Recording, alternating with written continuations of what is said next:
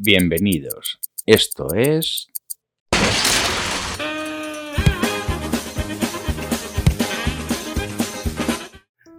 Hola, buenas y bienvenidos a un nuevo vídeo de relojería para torpes. Seguimos con el tema de la pendulería y vamos a hablar en este vídeo sobre la regulación. La regulación básicamente está centrada en el péndulo, ¿no? Entonces, sabemos que Galileo en el siglo XVI estudió las propiedades del péndulo y este regulador presenta una particularidad, que es tener un periodo propio. Si se separa su posición de equilibrio, vuelve por sí mismo a esta posición y continúa su recorrido. Se inmoviliza y prosigue la marcha, alternancia tras alternancia. Ya en el vídeo 60 del curso y de la lista de reproducción se describen los péndulos y se tratan aspectos de isocronismo, valores característicos y relaciones matemáticas. Hay tres partes principales en un péndulo, que son la suspensión, la varilla y la lenteja, que es la lenteja representa el peso. La suspensión, tenemos la horquilla del áncora, que se encarga de la articulación entre el péndulo y el movimiento, digamos es el nexo de unión, ¿no? El péndulo está suspendido libremente del movimiento de diferentes maneras, pero básicamente lo que tenemos son cuatro tipos de suspensiones, ¿no? Tenemos la suspensión por hilo de seda, que es el tipo más antiguo de suspensión, se asocia a péndulos ligeros. El péndulo se cuelga de un hilo fino y sensible a la higrometría, lo que influye en su periodo. Este sistema mejoró posteriormente, sobre todo al sujetar uno de los extremos del hilo fijo a otro y a otro con el eje móvil, ¿no? Terminar en un botón o un cuadrado. Esto permitía enrollar y desenrollar para subir y bajar el péndulo, porque el péndulo, el periodo va a depender de la longitud. Después tenemos la suspensión con lámina de muelle. La suspensión con lámina de muelle es la más utilizada. Se componen por una o dos láminas de acero sujetas en sus extremos por placas de latón. La suspensión se fija a la potencia y el péndulo se cuelga mediante una clavija. Las láminas de acero no deben presentar ningún defecto en su superficie, ¿no? No tienen que tener ni grietas, ni microfisuras, ni abombamientos, ni golpes, ni nada. Luego tenemos la suspensión Brocot. La suspensión Brocot es un dispositivo que incluye una lámina de muelle que pasa entre dos placas móviles de latón. La longitud de la lámina y por tanto del péndulo se puede modificar gracias a estas placas. El desplazamiento de las placas se produce por medio de un tornillo con una rueda solidaria arrastrada por un piñón unido a una tija que atraviesa la esfera. Esto lo que permite es también regular la longitud del péndulo. La suspensión de cuchillo, que la suspensión de cuchillo se compone de un prisma de base triangular solidario del péndulo. Una de estas aristas del péndulo está ligeramente redondeada y reposa en una pequeña ranura practicada en un soporte de material duro, ya puede ser acero templado, ónice o ágata, perfectamente pulido. Este tipo de suspensión funciona muy bien en péndulos pesados. Luego tenemos lo que es la varilla. La varilla del péndulo se cuelga de la suspensión y mantiene la lenteja.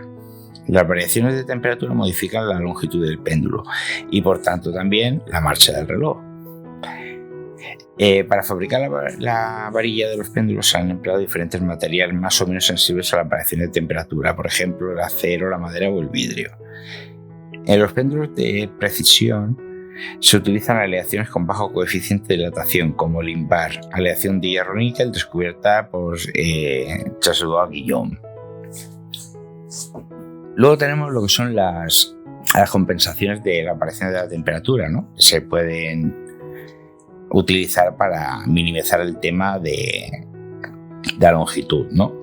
Y la tija del péndulo se verá modificada en su forma para compensar los efectos debidos a los cambios de la temperatura. El péndulo de parrilla, tenemos en primer lugar este péndulo y fue ideado por Harrison. Se compone de varias paralelas alternas de materiales latón y acero, con coeficiente de dilatación diferente, unido por barras horizontales. Estas varillas se montan de tal manera que sus dilataciones se compensan entre sí. Después tenemos un péndulo compensador de zinc. Utiliza el mismo principio que el péndulo de parrilla, pero en este caso el péndulo compensador de zinc se compone de un tubo de zinc montado sobre una varilla de acero y sujetado por una anilla de afinación atornillada. Un tubo de chapa apoyado sobre el de zinc, pero ajustado libremente, sujeta la lenteja de hierro fundido. Y con la boquilla de afinación podemos subir y bajar. Luego tenemos el péndulo compensador de mercurio.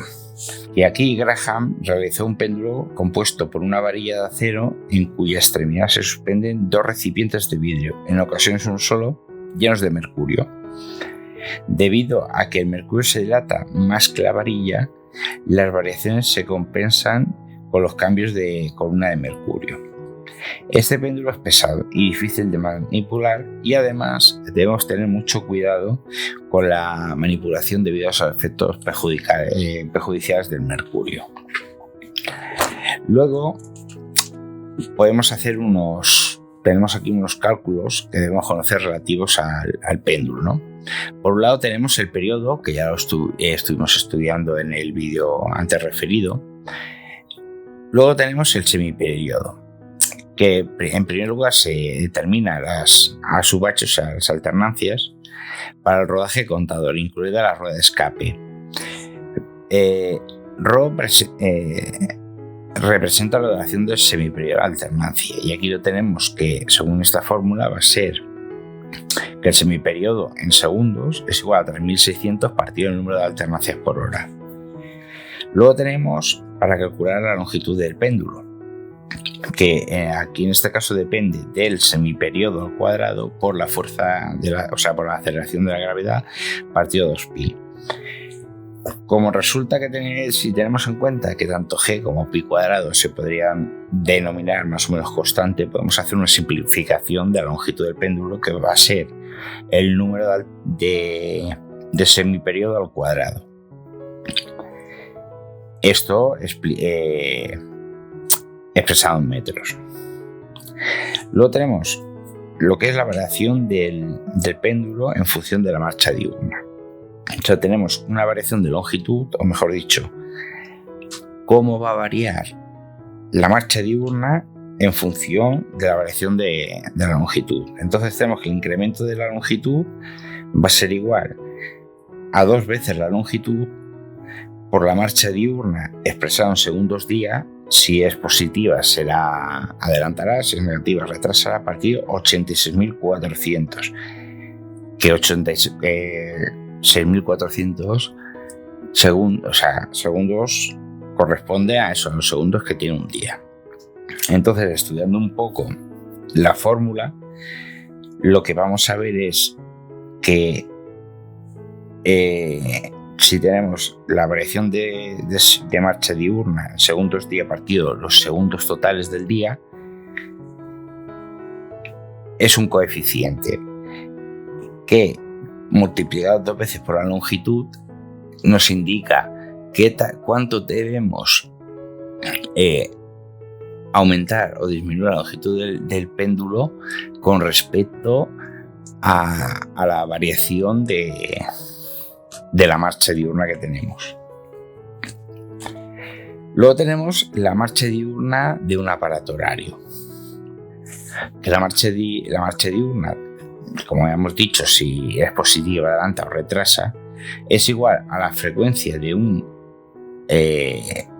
nuestro phi', es la frecuencia del aparato horario medido de nuestro aparato, menos la frecuencia de un aparato patrón partido la frecuencia de ese aparato patrón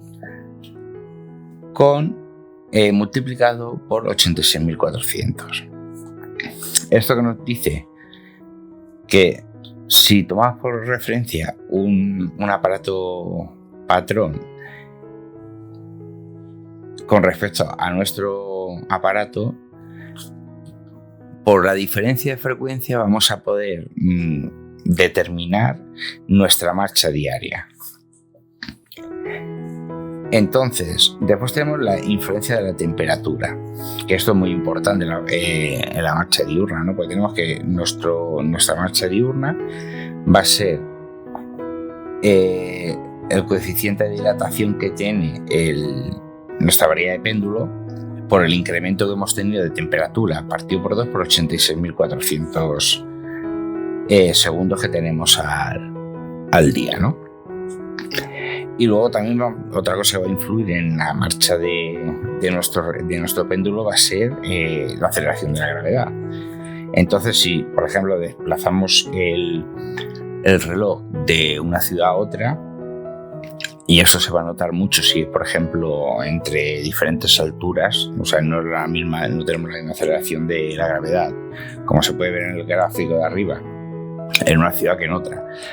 Y cuanta más altura haya entre un sitio y otro, por distancias al centro de la Tierra y todo, por la fuerza de la gravedad, o sea, la aceleración de la gravedad es diferente. No es lo mismo la aceleración de la gravedad en La Paz, en Bolivia, que en una ciudad que esté a nivel del mar. Va a haber no una exageración, pero sí suficiente para que influya. Entonces esto, según la fórmula que tenemos aquí, va a ser cómo nos va a variar la aceleración de la gravedad en nuestra marcha del reloj, ¿no? Pues bien, estos son los aspectos que debemos tener en cuanto a la regulación. En el próximo vídeo vamos a hablar de un péndulo que ha dado en sí a un modelo de reloj o a una tipología de reloj, que son los péndulos Atmos, que es un vídeo que creo que va a estar bastante interesante. Bueno, pues ya sin más, como siempre, preguntas déjamelas en la caja de los comentarios, que como sabéis respondo siempre. Darle like si os ha gustado al vídeo, compartir. Cuanta más gente conozca estos vídeos, por más difusión va a tener. No cuesta nada. También suscribiros para seguir las actualizaciones sobre la lista y sobre el curso. Y sin más, nos vemos en el próximo vídeo. Un saludo.